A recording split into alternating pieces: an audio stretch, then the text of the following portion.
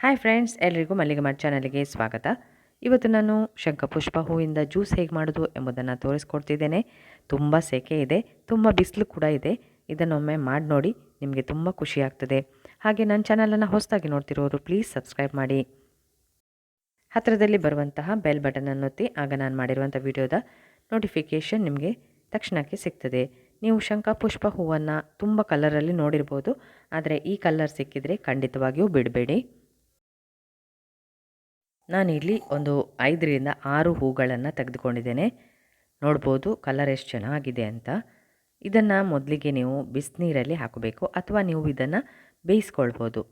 ನಾನಿಲ್ಲಿ ಕುದಿಯುವ ನೀರು, ಸ್ವಲ್ಪ ಬಿಸಿ ಬಿಸಿ ಕುದಿಯುವ ನೀರನ್ನು ಹಾಕ್ತಾಯಿದ್ದೇನೆ. ಅಂದರೆ ಎಷ್ಟು ಕಪ್ ಬೇಕು ಇದಕ್ಕೀಗ ಅಂದರೆ 1 ಕಪ್ನಷ್ಟು ಸಾಕು, 1 ಗ್ಲಾಸ್ ಆಗ್ತದೆ. ನೋಡಿ, ಬಿಸಿನೀರನ್ನು ಹಾಕಿದ್ದೇನೆ. ಈಗ ಮೆಲ್ಲಗೆ ಇದು ಕಲರ್ ಬಿಡ್ತಾ ಹೋಗ್ತದೆ. ಒಂದು 5ರಿಂದ 10 ನಿಮಿಷ ಕಾಯಬೇಕು. ನೋಡಿ, ಒಂದೊಂದು ಚೂರೆ ಕಲರ್ ಬಿಡ್ತಾ ಇದೆ. ನೋಡಿ, ಕಲರ್ ಬಿಡ್ತಾ ಇದೆ ಚೂರು ಚೂರೆ. ನೀವು ಇದನ್ನು ಹೀಗೆ ಸಕ್ಕರೆ ಹಾಕಿ ಕುಡಿಬೋದು, ಆದರೆ ಜ್ಯೂಸ್ ಮಾಡುವಾಗ ನಾವು ಸ್ವಲ್ಪ ಇದಕ್ಕೆ ಏನಾದರೂ ಹಾಕಬೇಕಲ್ಲ. ನೋಡಿ, ಒಳ್ಳೆ ಕಲರ್ ಬಂದಿದೆ. ಈಗ ಬೇಕಾದರೆ ಇದನ್ನು ನೀವು ಒಂದು ಬಾಯ್ಲ್ ಕೂಡ ಮಾಡ್ಬೋದು. ನೋಡಿ, ಇಷ್ಟು ಕಲರ್ ಬಂದಿದೆ, ಸಾಕೀಗ. ನಾನು ಹೂವನ್ನೆಲ್ಲ ತೆಗೆದು ಹಿಂಡಿ ಬಿಸಾಡಿದ್ದೇನೆ.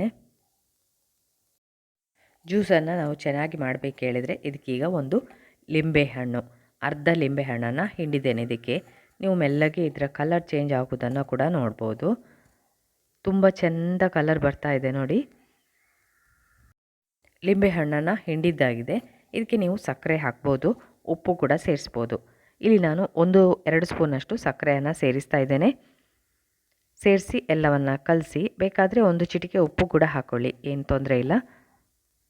ಹಾಗೆ ಸಕ್ಕರೆ ಬೇಡ ಅಂತ ಹೇಳಿದರೆ ನೀವು ಇದಕ್ಕೆ ಜೇನುತುಪ್ಪವನ್ನು ಕೂಡ ಸೇರಿಸಿ ಕುಡಿಬೋದು, ತುಂಬ ಒಳ್ಳೆಯದಾಗ್ತದೆ. ನೋಡಿ, ನಾನೀಗ 1 ಕಪ್ಪಲ್ಲಿ ಹಾಕ್ಕೊಂಡಿದ್ದೇನೆ.